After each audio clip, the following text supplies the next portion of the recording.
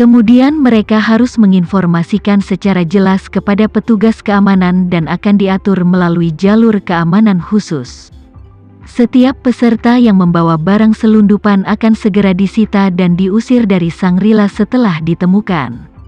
Selain dilarang seumur hidup untuk berpartisipasi dalam lelang eliksir berikutnya. Pemeriksaan keamanan yang ketat seperti itu jauh melebihi persyaratan keamanan penerbangan sipil. Namun, tak satu pun dari para taipan ini berani menantang tekanan penyelenggara. Karena mereka tahu betul di hati mereka, hal-hal seperti pil peremajaan yang harus diambil di tempat saat dilelang. Artikel ini sendiri sepenuhnya menghilangkan kemungkinan pil peremajaan beredar di luar venue. Oleh karena itu, bahkan jika seseorang kaya, seseorang harus menghadiri pelelangan di tempat jika ingin mendapatkan pil. Begitu dia dilarang dari pelelangan, itu adalah tanda bahwa dia tidak akan memiliki hubungan dengan pil peremajaan dalam hidupnya. Oleh karena itu, setiap orang kaya, laki-laki atau perempuan, meninggalkan semua telepon seluler dan perhiasannya di dalam kamar sebelum bersiap untuk meninggalkan ruangan. Beberapa wanita yang menghadiri pelelangan bahkan melepas peniti perak yang membuat telinga mereka tetap ditindik. Khawatir bahwa mereka mungkin mendapat masalah ketika mereka melewati pintu pendeteksi logam. Daron juga sama, kedua tangannya kosong dengan dia. Hanya dia yang masih memiliki alat pacu jantung di tubuhnya. Jadi ketika dia sampai di pintu masuk ruang perjamuan, dia harus melalui saluran keamanan khusus. Dan dikatakan bahwa akan ada dokter ultrasound di tempat untuk memeriksa kondisi alat pacu jantung. Dan setelah memastikan tidak ada masalah lain, dia bisa dibebaskan tanpa penundaan. Waktu menunjukkan pukul 6.30. Hotel membunyikan peringatan radio, semua peserta lelang diminta untuk mengenakan pakaian seragam, tinggalkan ruangan dengan tertib, dan lanjutkan ke ruang perjamuan, dan harus menghindari berhenti, tertawa, dan membuat keributan, dan hindari berbaur di tengah pertemuan. Ketika Daron di ruangan mendengar pengumuman itu, dia tidak lagi memiliki kemarahan dan permusuhan yang sama seperti sebelumnya. Tapi melihat Karl yang duduk di seberangnya dan berkata sambil tersenyum, "Tuan Yanuar, Anda dan saya telah menunggu selama 2 hari seperti seorang tahanan. Akhirnya kami telah menunggu saat ini." Karl yang berlawanan, yang juga telah berganti pakaian tanpa kode, memandang Daron, mengangguk dan tersenyum, dan berkata dengan lembut, "Penatua Fei, saya berharap Anda mendapatkan apa yang Anda inginkan malam ini." Daron tersenyum percaya diri pada kata-katanya dan berkata dengan lengkungan tangannya, "Aku akan menerima nasihat baik Tuan Yanuar malam ini." Setelah mengatakan itu, dia berdiri memegang sofa. Karl di samping buru-buru maju untuk membantu. Keduanya meninggalkan kamar hotel bersama. Keluar dari kamar, kamar di sekitarnya juga keluar dari orang satu demi satu.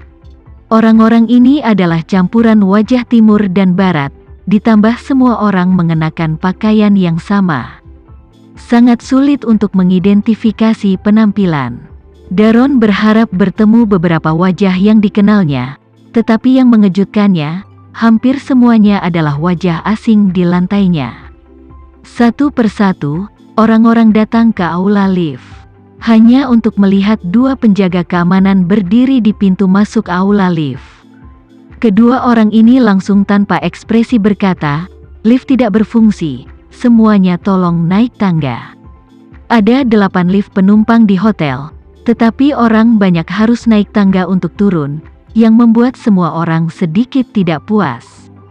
Beberapa dari mereka ingin protes, tetapi ketika mereka membuka mulut, mereka ditegur oleh penjaga keamanan, "Tolong disiplin." Mereka yang protes akan dicatat 1 kali. "Kami akan mengingat nomor Anda, direkam sekali, jika ada barang yang berhasil dilelang di pelelangan, penalti tambahan 20% akan dikenakan di atas harga jual, direkam 2 kali, dia akan langsung kehilangan hak untuk berpartisipasi dalam pelelangan ini." Begitu orang banyak mendengar ini, Mereka memiliki akal untuk menutup mulut mereka. Meskipun orang-orang ini biasanya adalah taipan papan atas dan perkasa, dengan status dan kekuasaan yang luar biasa di dunia, tapi datang ke sini, mereka tidak berbeda dengan tahanan. Dengan kata lain, Tama telah mengumpulkan mereka di sini sehingga mereka bisa belajar bagaimana menjadi cucu. Di sini, mereka adalah yang paling rendah hati, bahkan seorang penjaga keamanan dapat memanggil mereka. Meskipun ada 8 lift di sini, mereka tidak diberikan untuk digunakan. Ini karena ini akan memungkinkan mereka semua untuk menjaga jalan, dengan rapi dan seragam berjalan kaki ke ruang perjamuan. Sehingga orang-orang kaya tersebut dapat merasakan perasaan bebas dari penjara. Dan saat ini pintu masuk ke ruang perjamuan sudah seperti keamanan bandara, menyiapkan 4 saluran keamanan. Setiap saluran keamanan dilengkapi dengan pintu pendeteksi logam, serta sejumlah personel keamanan. Ada saluran keamanan khusus, tetapi juga dengan sejumlah dokter dan beberapa peralatan pemantauan medis. Selain itu, ada sejumlah petugas keamanan yang mengenakan seragam kamuflase. Masing-masing tinggi dan lebar, tangan di belakang punggung mereka, dengan cermat berdiri di kedua sisi pintu masuk pemeriksaan keamanan, penuh gengsi. Ketika para taipan ini melihat situasi ini, mereka semua merasakan penindasan yang sangat kuat. Hanya saja, mereka tidak bisa mengetahui dari mana sumber perasaan menindas ini. Tidak tahu apakah itu berasal dari instrumen keamanan bersih ini, atau petugas keamanan ini dengan wajah agung, atau suasana keseluruhan membawa mereka kombinasi dari indera ini. Tetapi begitu Karl tiba, dia segera menyadari sumber utama dari perasaan menindas ini. Karena dia menemukan situasi tersembunyi yang mengejutkannya, semua personel keamanan di sini, tanpa kecuali, semuanya adalah ahli seni bela diri. Ada 40 hingga 50 ahli seni bela diri di sini, apalagi. Yang terburuk di antara mereka adalah seniman bela diri bintang 3, yang tertinggi, bahkan ada beberapa seniman bela diri bintang 5. Meskipun Karl sendiri sudah menjadi seniman bela diri bintang 7. Namun, dia tahu betul bahwa seniman bela diri yang melebihi 3 bintang sebenarnya sangat langka. Ribuan murid divisinya sendiri, bahkan tidak 10 dari mereka yang benar-benar dapat mencapai status seniman bela diri bintang 3. Dan mereka yang benar-benar dapat mencapai seniman bela diri bintang 5, menghitung dirinya sendiri, menghitung Tuan dan Tony yang hilang, total hanya beberapa orang. Tapi di sini hanya beberapa personel keamanan, yang kekuatan keseluruhannya, sudah melebihi divisinya sendiri, yang memang membuat Karl kaget. Ketika Daron melihat bahwa sosoknya agak lamban, dan memalingkan wajahnya untuk melihat bahwa ekspresinya juga agak kusam. Dia merendahkan suaranya dan bertanya, "Tuan Yanuar, ada apa denganmu?"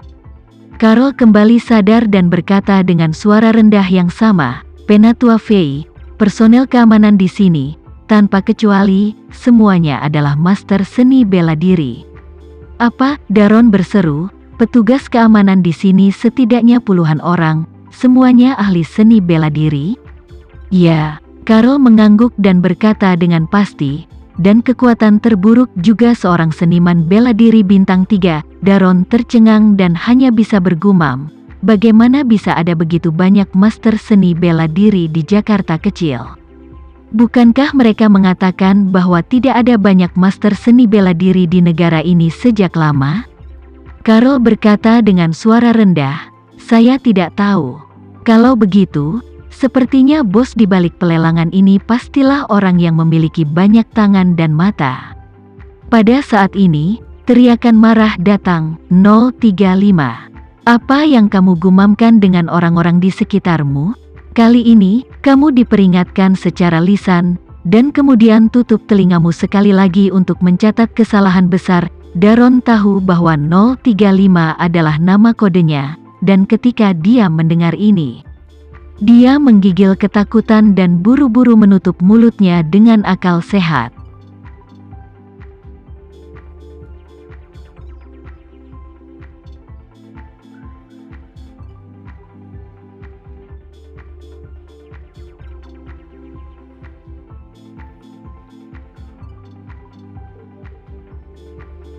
Sekian dulu ya video kali ini, kita lanjutkan lagi videonya di lain waktu.